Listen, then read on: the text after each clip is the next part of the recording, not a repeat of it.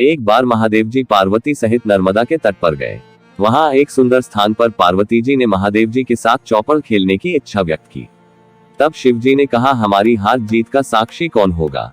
पार्वती ने तत्काल वहां की घास के तिनके बटोरकर एक पुतला बनाया और उसमें प्राण प्रतिष्ठा करके उससे कहा, बेटा हम चौपड़ खेलना चाहते हैं, किंतु यहाँ हार जीत का साक्षी कोई नहीं है। अतः खेल के अंत में तुम हमारी हार जीत के साक्षी होकर बताना कि हम में से कौन जीता कौन हारा। खेल आरंभ हुआ। दैवयोग से तीनों बार पार्वती जी ही जीती। जब अंत में बालक से हार जीत का निर्णय कराया गया तो उसने महादेव जी को विजयी बताया। इस बात से पार्वती मैया को गुस्सा आ गया। पार्वती जी ने क्रुद्ध होकर उसे एक पांव से लंगड़ा होने और वहां के कीचड़ में पड़ा रहकर दुख भोगने का शाप दे दिया। बालक ने विनम्रता पूर्वक कहा, माँ मुझसे अज्ञानवश ऐसा हो गया है। मैंने किसी कुटिलता या द्वेष के कारण ऐसा नहीं किया। मुझे क्षमा करे तथा शाप से मुक्ति का उपाय बताएं।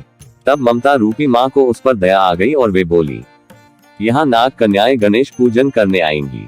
उनके उपदेश से तुम गणेश व्रत करके मुझे प्राप्त करोगे। इतना कहकर वे कैलाश पर्वत चली गईं। एक वर्ष बाद वहां श्रावण में नाग कन्याएं गणेश पूजन के लिए आईं। नाग कन्याओं ने गणेश व्रत करके उस बालक को भी व्रत की विधि बताई। तत्पश्चात बालक ने 12 दिन तक श्री गणेश जी का व्रत किया।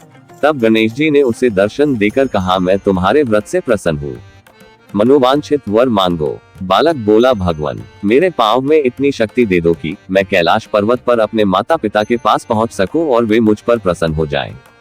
गणेश जी तथास्तु कहकर अंतर्धान हो गए। बालक भगवान शिव के चरणों में पहुंच गया। शिव जी ने उससे वहां तक पहुंचने के साधन के बारे में पूछा। तब बालक ने सारी कथा शिव जी को सुना दी। उधर उसी दिन से अप्रसन्न होकर पार्वती शिव जी से भी विमुख हो गई थी। तदुपरांत भगवान शंकर ने भी बालक की तरह 21 दिन पर्यंत श्री गणेश का व्रत किया, जिसके प्रभाव से पार्वती के मन में स्वयं महादेव जी से मिलने की इच्छा जागृत हुई। वे शीघ्र ही कैलाश पर्वत पर आ पहुंची।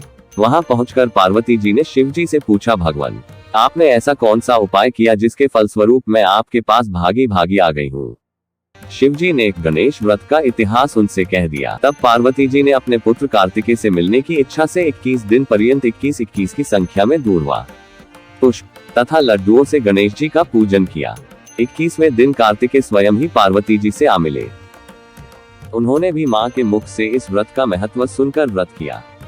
कार्तिकेय ने यही व्रत विश्वामित्र जी को बताया। विश्वामित्र जी ने व्रत करके गणेश जी से जन्म से मुक्त होकर ब्रह्म ऋषि होने का वर मांगा। गणेश जी ने उनकी मनोकामना पूर्ण की। दोस्तों, ऐसे हैं श्री गणेश जी जो सबकी कामनाएं पूर्ण करते हैं। आप भी कमेंट बॉक्स में जय श्री गणेश लिखकर वीडियो को लाइक और चैनल को सब्सक्राइब कीजिए।